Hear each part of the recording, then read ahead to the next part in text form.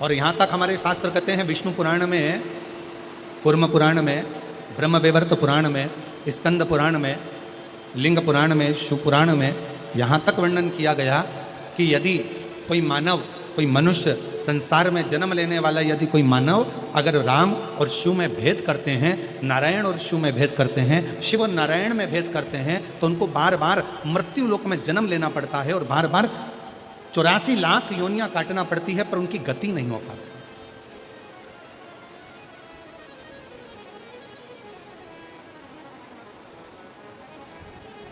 शिव और नारायण में कोई भेद नहीं है। जरा विचार करिए, तिरुमाला में विराजमान मेरे वेंकटेश भगवान, तिरुमाला में विराजमान मेरे श्री नारायण हरि जब इस भूमंडल पर मृत्यु लोक में आए, क्योंकि मेरे भगवान नारायण का तो स्थान स्वर्ग है, वैकुंठ है।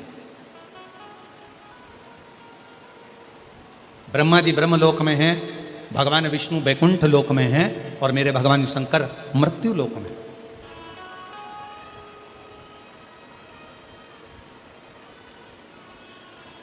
पर जब जिस समय पर भगवान नारायण मृत्यु लोक में आए, पृथ्वी पर भ्रमण करते करते पधारे और पृथ्वी पर आने के बाद में भगवान नारायण को लगा कि इस भूमंडल पर मुझे तप करना है, मुझे साधना करना है। कोई स्थान निश्चित किया जाए, ऐसा कोई स्थान बताए जिस स्थान पर बैठकर मैं मंत्र जाप कर सकूं, तप कर सकूं, आराधना कर सकूं, साधना कर सकूं। और भगवान नारायण भ्रमण करते करते करते करते भगवान नारायण यहां वहां घूमते घूमते श्री देवऋषि नारद जी के पास पहुंच गए। और नारद जी उसी मार्ग से निकलकर जा रहे थे जहां से भगवान वैकुंठ अधिपति भगवान श्री नारायण जा रहे हैं। देवऋषि नारद वहां से निकलते निकलते जा रहे हैं।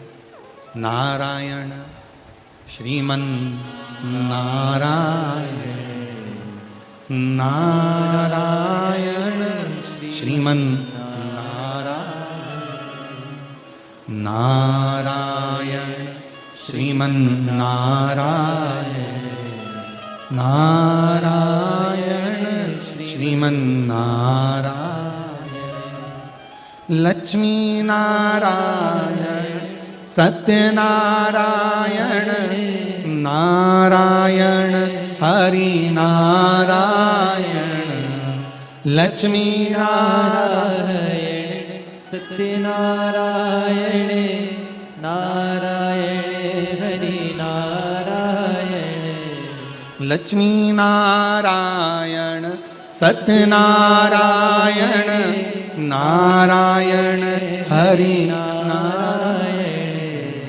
नारायण श्रीमन नारायण, नारायण श्रीमन नारायण, नारायण श्रीमन नारायण। सब बोलिए, सब बोलिए। नारायण श्रीमन नारायण। भगवान श्री नारद जी महाराज निकल कर जा रहे थे और जो नारद जी ने भगवान श्री नारायण को देखा, आज तो वैकुंठ अधिपति, जो वैकुंठ का निवास करने वाले,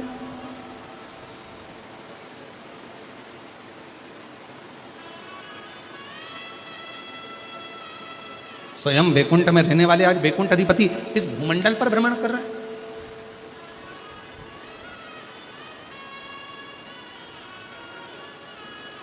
देवऋषि नारद ने हाथ जोड़कर प्रणाम किया, नमन किया। नारायण प्रभु नारायण, नारायण प्रभु श्रीमन नारायण। भगवान विष्णु मुस्कुरा दिए।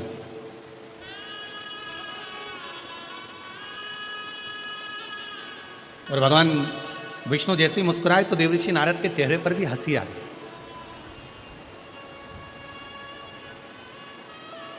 शिव महापुराण कहती है ये दुनिया का सबसे बड़ा गिफ्ट है, आपके चेहरे की प्रसन्नता।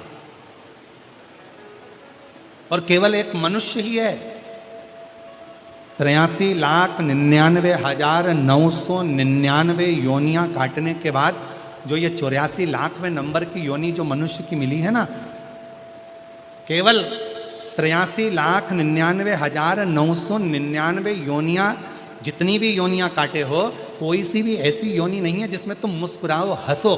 केवल एक योनि है और वो है मनुष्य की योनि। ये मानव की योनि 84 लाखवें नंबर की योनि ऐसी है, इस योनि में ही मनुष्य केवल मुस्कुराता है।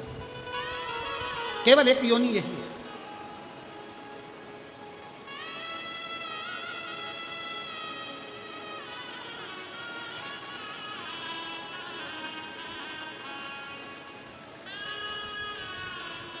ब्रजगोपाल भैया, हम आपकी एक बात कहना चाहेंगे हैदराबाद के इस पवित्र प्रांगण में कथा के।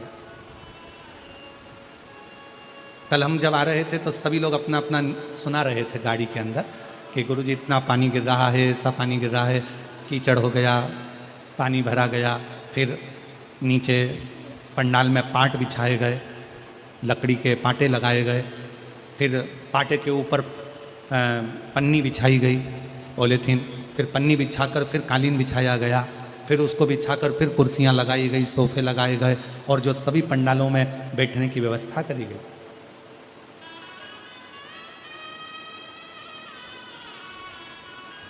तो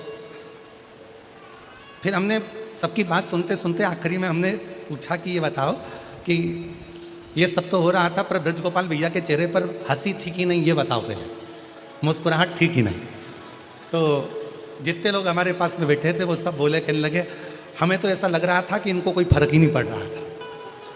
इनके चेहरे पर स्माइल थी, प्रसन्नता थी।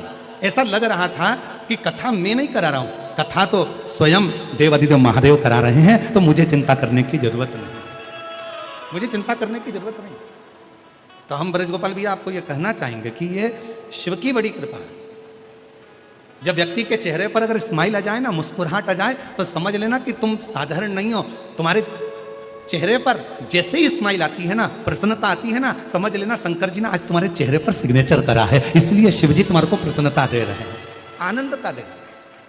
और कई कई घरों में तो बड़ी विचित्र बात रह जाती है, घर में एक ना एक, हमसे पूछा किसी ने, क्यों गुरुजी पहले के समय में, दशरथ जी के समय में एक गुस्सा करने के लिए, क्रोध करने के लिए कोप भवन होता था, जिसमें माता कैकेयी क्रोध करती थी। क्यों गुरुजी आजकल इतने बड़े बड़े बंगले बनते हैं, इतने बड़े बड़े मल्टियाँ बनती है, इतने बड़े बड़े फ्लैट बनते हैं, इसमें अलग से गुस्सा करने के लिए कोई भवन नहीं बनता, कोई कमरा नहीं बनता? हमने कहा बनाने की जरूरत ही नहीं पड़ती, पूरा घर ही कोप भवन हो जाता है। कभी सास इधर उठी रहती है, कभी बहू उधर उठी रहती है।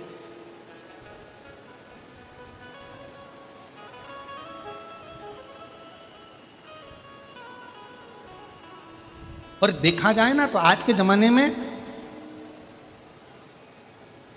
काम करने वाले कम मिलते हैं। आज के ज़माने में फैक्ट्री में काम करने वाले कम मिलेंगे, घर में काम करने वाले कम मिलेंगे, दुकान पर काम करने वाले कम मिलेंगे, पर जितने भी मिलेंगे काम करने वाले कम मिलेंगे, पर कान भरने वाले ज़्यादा मिलेंगे। जितने मिलेंगे, झाड़ू लगाते लगाते एक भाई अगर काम भी कर रही, झाड़ू भी लगा रही ना, तो धीरे धीरे फुसुर फुसुर कान भरती जाती है। देख लो, वो तुम्हारी बाजू वाली है ना, झाड़ू लगा रही है, और झाड़ू लगा तुम्हारी बाजू वाली है ना, वो ऐसा कर रही थी। अब बता, सेठानी को कहना चाहिए तू काम करके कान भर। अब जितने काम करने वाले पूर्व के समय में थे, आज के जमाने में काम करने वाले तो कम हो गए, कान भरने वाले ज्यादा हो गए। ना जाने कितने कितने कान भरने वाले हो गए। फैक्ट्री में काम करो तो कोई ना कोई एक दूसरे का कान भरता रहेगा, इसी को भड़काएंगे, इसको भगाएंगे, उसको लाएंगे, उसको भगाएंगे, उसको लाएंगे, उसको भगाएंगे। घर में कोई काम कर रहा है तो उसके धीरे धीरे कान भरते रहेंगे, उसको भगाने का प्रयास करेंगे। काम करने वाला काम नहीं कर पाता, दिन भर बैठकर केवल कान भरा करता है। शिव महापुराण की कथा में स्वयं शंकर भगवान माता पार्वती जी से कहते हैं, हे पार्वती, चल मैं तुझे अमरनाथ की गुफा में लेकर चलता हूं। वहां क्या करना पड़ेगा प्रभु? पार्वती जी से शिव जी कहते हैं, वहां पर मैं तेरे कान भरूंगा, पर उन कानों में मैं कोई निंदा नहीं भरूंगा, उन कानों में भगवान का नाम भरूंगा, और अमर कथा तेरे कानों में मैं भर दूंगा। अमर कथा,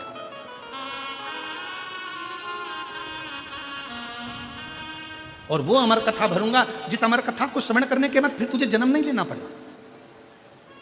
माता सती ने भी अमर कथा सुनने का प्रयास किया। कुंभज बाबा के आश्रम में जाकर, अगस्त ऋषि के आश्रम में पहुंचकर भगवान शंकर सती जी को कथा सुनाने के लिए लेकर गए।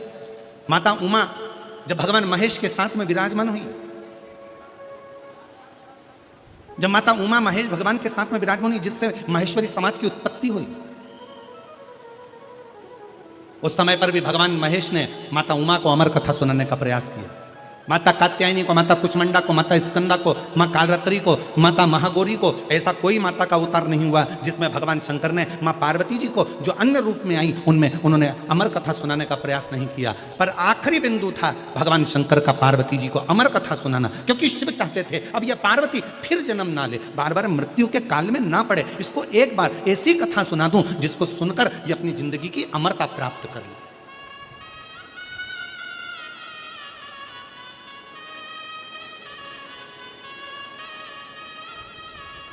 और मेरे बाबा सुना दो ऐसी कथा जिसे सुनकर मैं भी अमर हो, भोलेनाथ सुना दो ऐसी कथा जिसे सुनकर मैं भी अमर हो, जिसे सुनकर मैं भी अमर हो, जिसे सुनकर मैं भी अमर हो। भोलेनाथ सुना दो ऐसी कथा जिसे सुनकर मैं भी अमर हो, मेरे बाबा सुना दो ऐसी कथा जिसे सुनकर मैं भी अमर हो। वो कथा मुझे सुनना है। पार्वती जी से कहा चल मैं तुझे कथा श्रवण कराने के लिए लेकर चलता हूं। और भगवान शंकर भगवान मां जगत जननी को अमरनाथ की गुफा में कथा श्रवण कराने के लिए ले गए, सबको हटाया।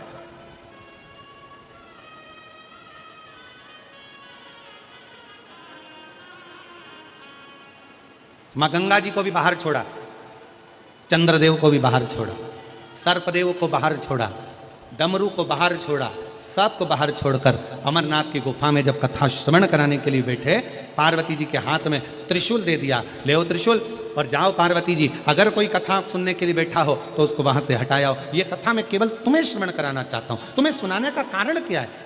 केवल पार्वती जी को कथा। पार्वती जी केवल मैं तुम्हें कथा सुनाना चाहता हूं। कथा सुनने का अधिकारी कौन है?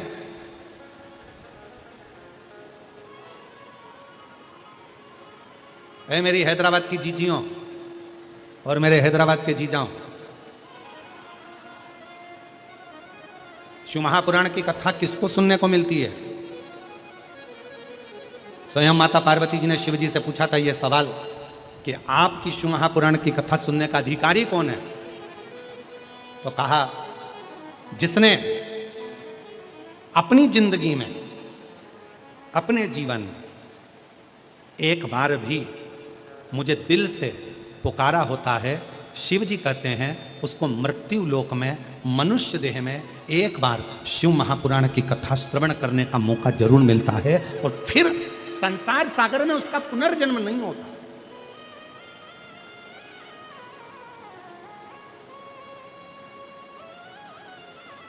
फिर वो भटकता नहीं है।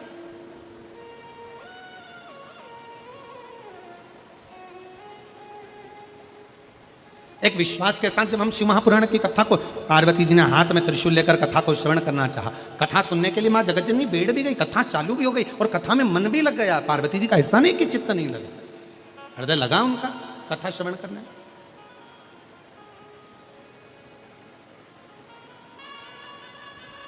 जैसे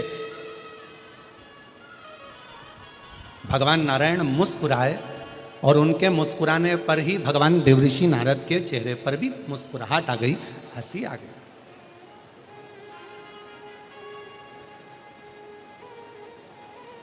पूछा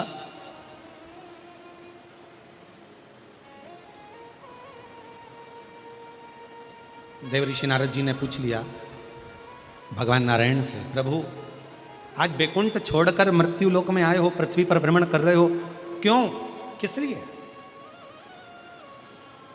भगवान नारायण ने कहा कि मुझे इस पृथ्वी पर तप करना, साधना करना। तो भूमि कौन सी चुनी जाए? देवऋषि नारद जी ने कहा कि अगर बैकुंठ में कोई तप करे तो भगवान नारायण से पूछा जाए कि हम कहाँ बैठकर तप करें? कोई ब्रह्मलोक में तप करे तो ब्रह्मा जी से पूछा जाए। पर पृथ्वी का देवता, मृत्यु लोक का अगर कोई देव है, ब्रह्मा ब्रह्मलोक के देवता हैं, भगवान विष्णु वैकुंठ के देवता हैं, पर मृत्यु लोक का अगर कोई देव है तो वो देवाधिदेव महादेव है। बोल बम का नारा है। आवाज नहीं आई, जरा दमदारी से बोलो, बोल बम का नारा है। सारी समस्या का हल हर हर महादेव।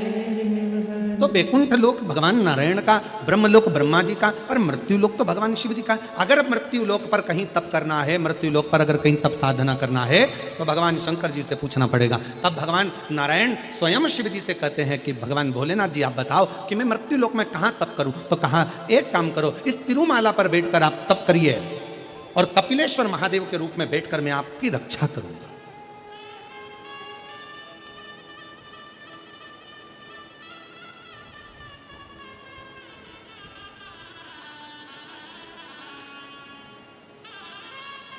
आप बैठो।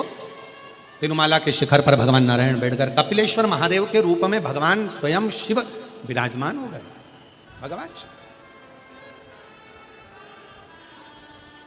ऐसा कोई भगवान नारायण का तीर्थ बता दो जिस तीर्थ में शिव ना हो।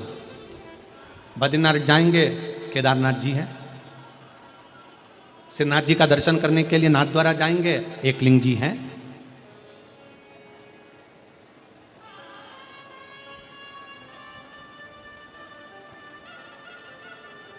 जगन्नाथ जी जाएंगे, महाबलेश्वर है। ऐसा कोई तीर्थ, द्वारका जी जाएंगे, नागेश्वर सोमनाथ जी हैं। मेरे नारायण भगवान शिव के बिना नहीं और शिव नारायण के बिना नहीं। पर संसार के लोगों ने भेद कर दिया बहुत। हम नारायण वाले, हम शंकर जी का नाम नहीं लेंगे, हम कृष्ण वाले, हम शिव जी का नाम नहीं लेंगे, हम शिव वाले, हम नारायण का नाम नहीं लेंगे। पर शिव महापुराण की कथा कहती है कभी भेद ना करिए। देवताओं में सीधी सीधी सी एक बात है, गुलाब जामुन खाओगे भी तो पेट में जाएगी, बर्फी खाओगे तो पेट में जाएगी, जलेबी खाओगे तो पेट में जाएगी। अलग से पेट के अंदर कोई डिपार्टमेंट नहीं है कि गुलाब जामुन इधर जाएगी और जलेबी इधर जाएगी।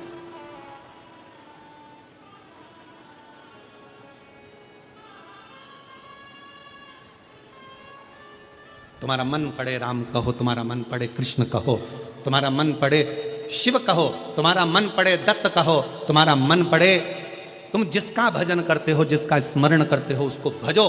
पर इतना जरूर याद रखो, शिव महापुराण की कथा कहती है कि विश्वास के साथ में भजो, भरोसे के साथ।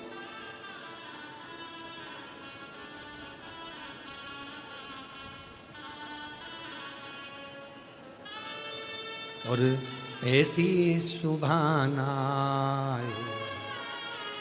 आए ना ऐसी शान, ऐसी सुभाना आए ना ऐसी शान, जिस दिन जुबां पे मेरी, जिस दिन जुबां पे मेरी आए ना शिव का नाम, ऐसी सुभाना आए ना ऐसी शान। शिव विश्वास का प्रतीक है, शंकर भगवान विश्वास का प्रतीक है। अगर राम जी की भी आराधना करना है तो शिव रूपी विश्वास का होना जरूरी है। और अगर भगवान कृष्ण की आराधना कर रहे हो तो शिव रूपी विश्वास का होना जरूरी है।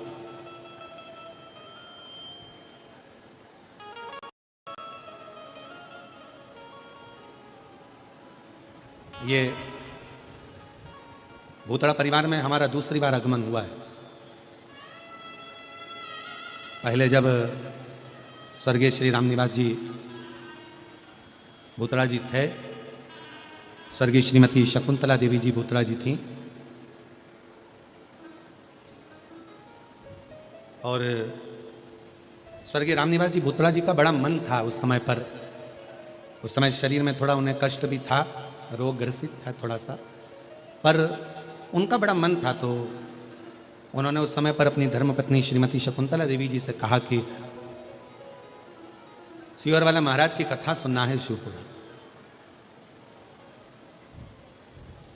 और श्रीमती शकुंतला देवी जी ने फिर अपने पुत्र से और पुत्र वधू से कहा, बेटियों से कहा, और मैं धन्यता देता हूँ ऐसे बेटे बहुओं को, ऐसी बेटियों को, पूरे परिवार को उन्होंने तुरंत उसी समय पर कह दिया कि कथा हो।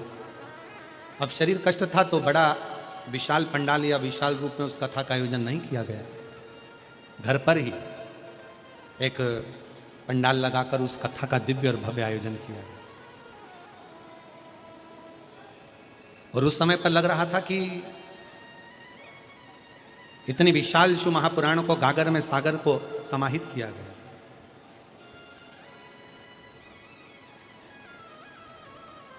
और जब हम कल आ रहे थे तो उस समय पर कोई कह रहे थे कि गुरुजी पंडाल लगाए हैं बड़े बड़े और हैदराबाद है, यहाँ अभी इतना शिव जी की कथा का लोग भाव जानते कि नहीं जानते पता नहीं, इतना लोग आएगा कि नहीं आएगा। पर हमने देखा कि ब्रजगोपाल जी के चेहरे से लग रहा था कि उन्होंने अपने जितने लोग मिल रहे थे उन सब से कह दिया था कि ये मत सोचना कि लोग आएंगे नहीं। और आज पहले दिन ही इतनी जलवृष्टि में भी आप जो लाखों की संख्या में आए हो, ये बता दिया कि शिव भक्ति किसको करे। और पहली कथा है वृंदावन में बांके बिहारी जी को पर्दा होता है, यहाँ पहली कथा है जिसमें आपको भी पर्दा करके बैठना पड़ रहा है पानी के कारण, जलवृष्टि के कारण।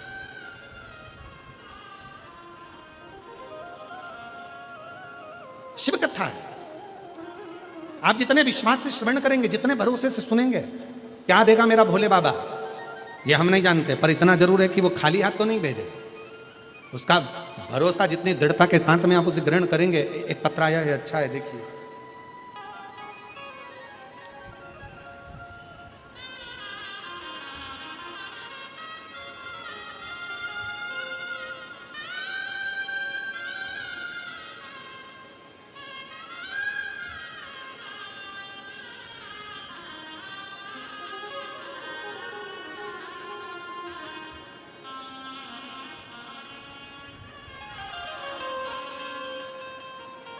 मेरा नाम प्रिया बलिया है, हैदराबाद की ही रहने वाली हैं। कहीं बैठी हों तो हाथ हिला सकती हैं, प्रिया बलिया। कहीं बैठी हों तो हाथ हिला सकती हैं, प्रिया बलिया। और अगर बैठी हों तो एक बेलपत्र लेने के लिए आ सकती हैं। मैं भोले बाबा का क्या बखान करूं। पत्र एलईडी पर चल रहा है, आस्था चैनल पर और एलईडी पर पत्र चल रहा है, आप हमारे साथ में पढ़ सकते हैं। मैं भोलेनाथ में आपका बखान कैसे करूं, मेरे पास कोई शब्द नहीं है। 2021 से मेरे पास कोई नौकरी नहीं थी, सब लोग मुझे हीन नज़र से देखते थे। उसके बाद मैंने एक दिन आपकी कथा के बारे में सुना और एक लोटे जल के महत्व के बारे में सुना। उस दिन से मैंने रोज एक लोटा शिवलिंग पे जल चढ़ाना शुरू कर दिया और पढ़ाई भी करने लगी। और भोलेनाथ आपकी कृपा से मेरी 2023 में बैंक में सरकारी नौकरी लग गई। मैं आज बाबा को यहाँ धन्यवाद देने के लिए आई, बाबा को प्रणाम करने के लिए।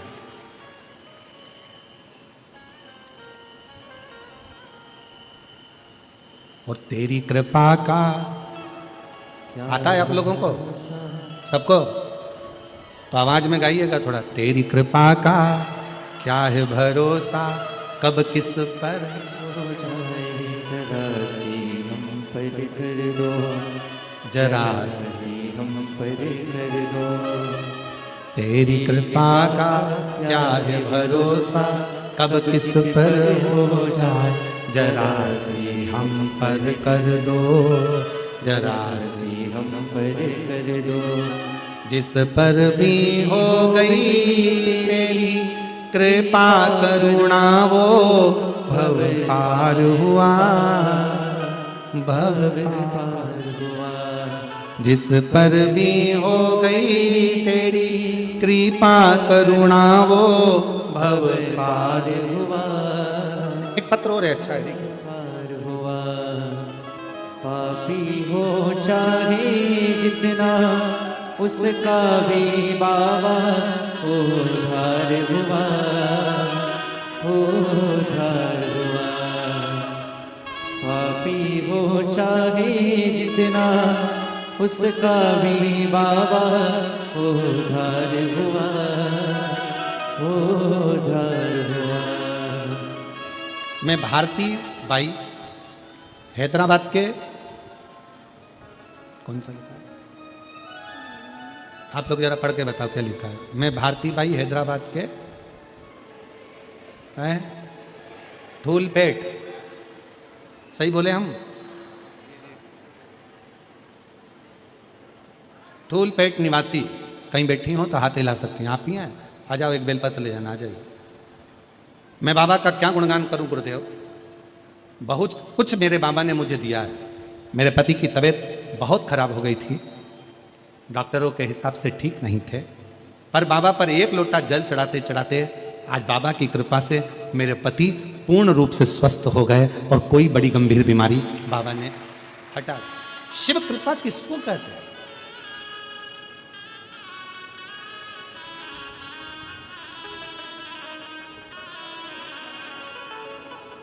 ये शिव महापुराण की जो कथा है, ये विश्वास की कथा है, एक भरोसे की कथा।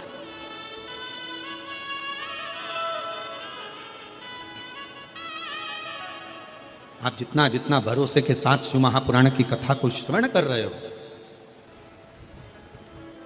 कितना 2 क्षण मात्र देवराज नाम के ब्राह्मण ने केवल 2 क्षण की शिवपुराण की कथा सुनी थी, केवल 2 क्षण। ब्राह्मण कुल में जन्मा था, ब्राह्मण के घर में जन्मा था, पर ब्राह्मण कर्म नहीं कर पाया था देवराज।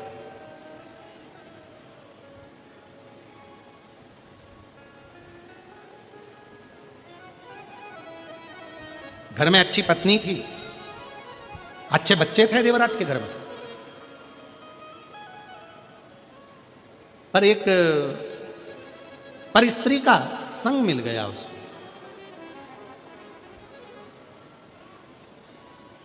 और एक पर स्त्री का संग मिला तो उस स्त्री ने देवराज से कह दिया, रानी के गले में जो हार पड़ा रहता है, रानी के गले में जो हार पड़ा हुआ है वो हार मुझे चाहिए। ये देवराज से उस पर स्त्री ने कह दिया।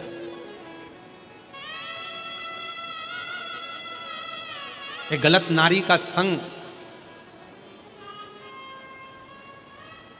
व्यक्ति की जिंदगी तो बर्बाद करता ही करता है, पर साथ में उसके अपनी पत्नी और अपने बच्चों को रोने के लिए भी छोड़ देता।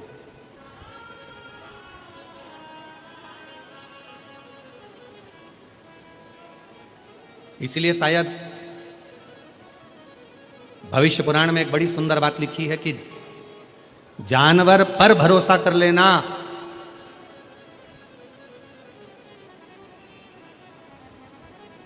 सांप के जहरीले दांत निकाल लिए जाएं तो सांप पर भरोसा कर लेना।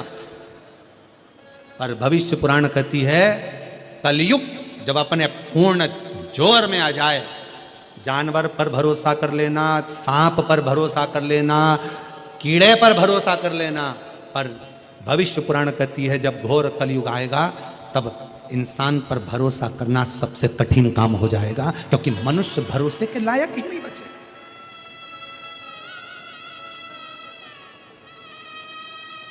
भरोसे के लायक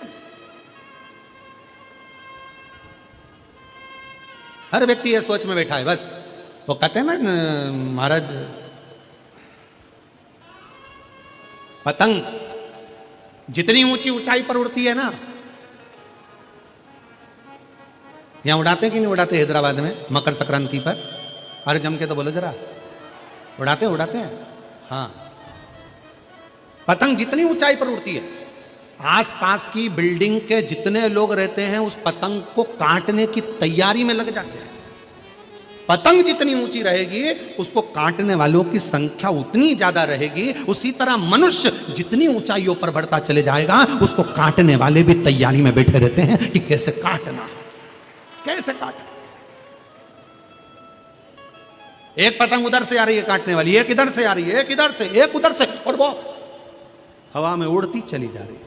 और भोले मैं तेरी पतंग, शंभू मैं तेरी पतंग, हवा बिच उड़ती जाएगी। पर आस पास की बिल्डिंग वालों को यह नहीं मालूम है कि पतंग किसके हाथ में है।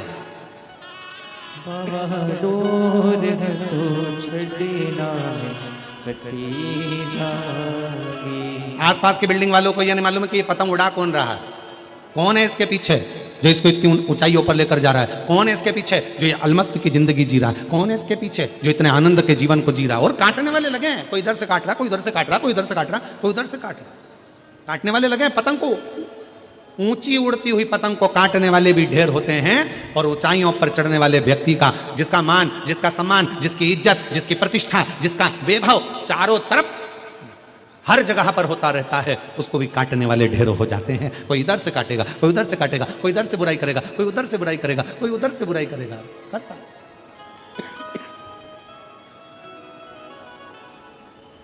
और भोले मैं तेरी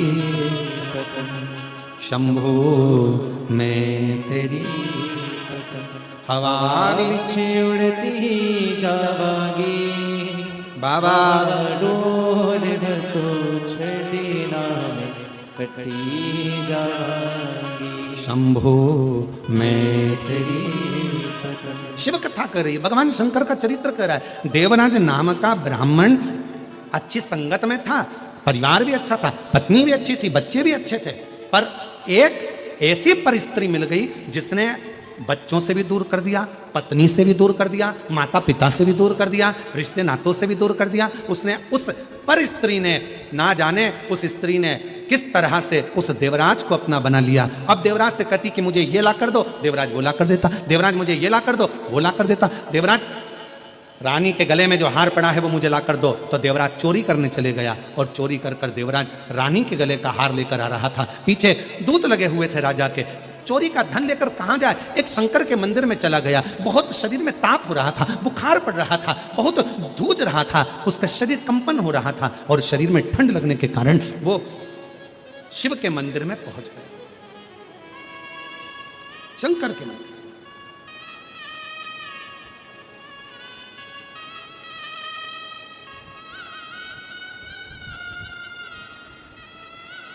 शिव मंदिर में जैसे जाकर बैठा, उसको नहीं मालूम था कि यहां पर शिव महापुराण की कथा चल रही है।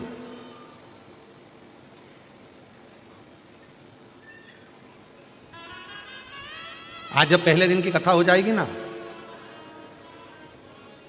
आप लोग यहां से जाते जाते अपना एक सेल्फी लोगे और फिर स्टेटस पे लगाओगे, शिव महापुराण की कथा अपने भाग्यनगर में शमशाबाद में प्रारंभ हुई। भूतड़ा परिवार मुख्य यजमान और भाग्यनगर का भाग्य चेत गया। स्टेटस लगाया, और तो जैसे स्टेटस 4 लोग देखेंगे तो उसने वो, क्या तूने बताया नहीं, बस सीहोर वाला महाराज आया था, कथा चल रही है। अब इतनी दूर सीहोर तो नहीं जा सकते, ना जाने कहाँ कहाँ कथा होती है, इतनी दूर नहीं जा सकते, पर अपने शमशाबाद में, अपने हैदराबाद में हो रही है, मालूम नहीं पड़ा। और आज पहला दिन निकल गया। अब जितनी बेचैनी तुमको कथा में आने की रहेगी ना, और जिसने तुम्हारा स्टेटस देखा, दुगनी बेचैनी उसको हो जाएगी। कल जाना है मुझे, कल पहुंचना है मुझे, कल पहुंचना।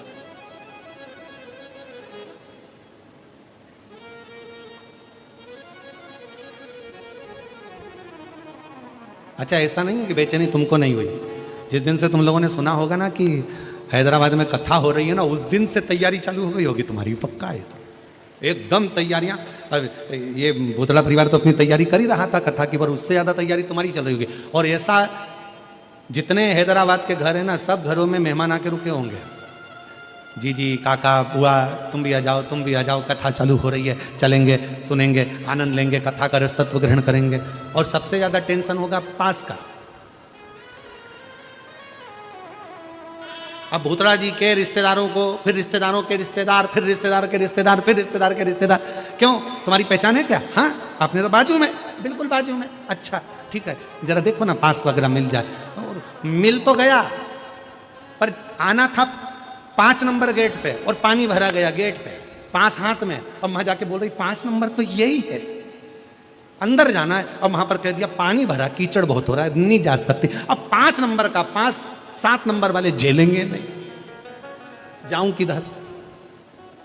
फिर मन में आया, आ तो गई हूं, हम तो बाबा के भरोसे चलते हैं, हमको बाबा के भरोसे चलते हैं। ये दुनिया वाले जलते हैं, ये दुनिया वाले जलते हैं।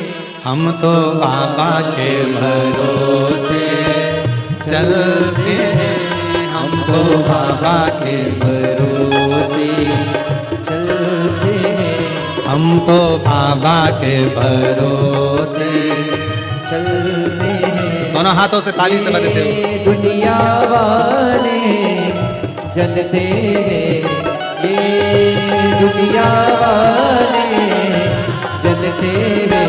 डमरू वाले के भरोसे चलते हैं, डमरू वाले के भरोसे चलते हैं, काशी वाले के भरोसे चलते हैं, काशी वाले के भरोसे चलते हैं। सभी पंडाल वाले, जितने पंडाल पीछे साइड में 1 2 3 4 5 जितने लगे, जहां खड़े हो वहीं खड़े होकर बड़े प्रेम के साथ दोनों हाथों से हम तो बाबा के भरोसे चलते हैं, हम तो बाबा के भरोसे चलते हैं। काशी वाले के भरोसे चलते हैं, काशी वाले के भरोसे चलते हैं। हम तो बाबा के भरोसे चलते हैं, हम तो